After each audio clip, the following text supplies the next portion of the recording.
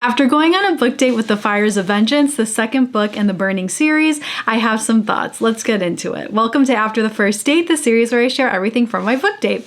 As a warning, this is a spoiler discussion. So the first book I rated a cute first date, and this one I gave officially dating. Wow, I loved this book so much more than the first book. For some reason, I feel like the prose just hit me harder in those emotional moments in this book compared to the first. I also did an immersion read with this book, and the audiobook and the narrator are incredible. I think I'm gonna have to do an immersion read for the rest of the series from this point forward. Okay, first of all, the book did not disappoint with the action scenes.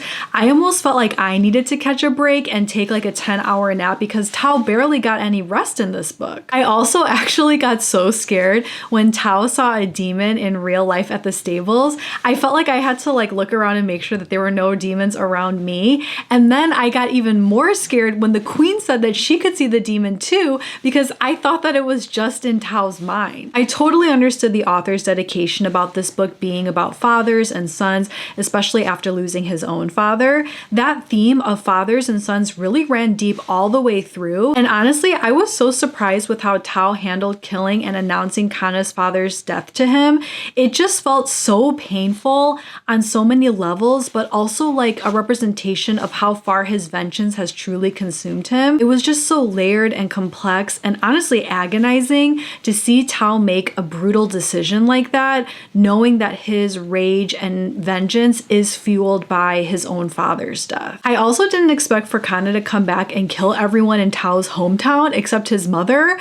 I could just feel the grief of Tao and Jabari too. That was just such a heartbreaking scene. I was really stressed out when Hadith was injured, and thank goodness he recovered and became the general. That was really cool, and it was so sweet that Uduak was by his side the whole time. I especially love that they're lovers. I thought the moments and relationships between Tao and Siora felt very natural and understandable throughout the book. From him keeping watch over her while she's sleeping, to being there to shield her from harm, to comforting her and allowing her to just truly release her pain, to then having this personal moment of confession of how they feel about each other.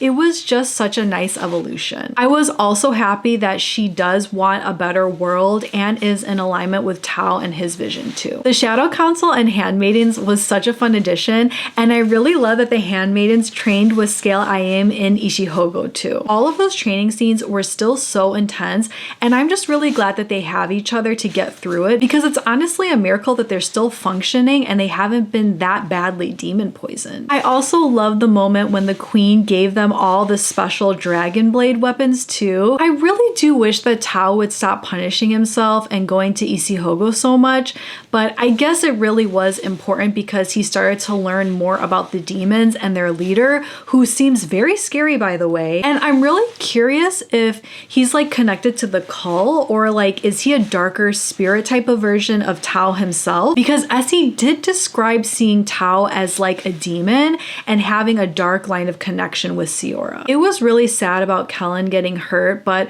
also really interesting that Jabari got brought into the picture and that he can walk and fight given his burns and conditions. That was so crazy and so interesting. The mind really being fortified in Ishihogo really has worked out for Jabari and Tao, and it was really sad when Jabari was begging for Tao to stay with him in Ishihogo at first because he couldn't feel the pain there. At first, I was so nervous that he would betray Tao at any moment, but I'm glad that they kind of had that formal confrontation at the end and in a way made peace with each other. I liked how it was described as they wouldn't ever be able to go back to normal, but their friendship had a scar that they could both bear. The Palm City scenes were so gut-wrenching. I couldn't believe that their Shadow Council plan was foiled and it was unsure if all of them had died or not. Like, that's such essential knowledge and tradition that is now just gone. And then the whole battle in Ishihogo and Naya having to sacrifice herself for the queen and Tao staying with her so she wouldn't die alone. Oh my gosh, that was just such a moving scene. Also, finding out that Essie and Odili were pregnant with a child and that Essie actually doesn't like her sister because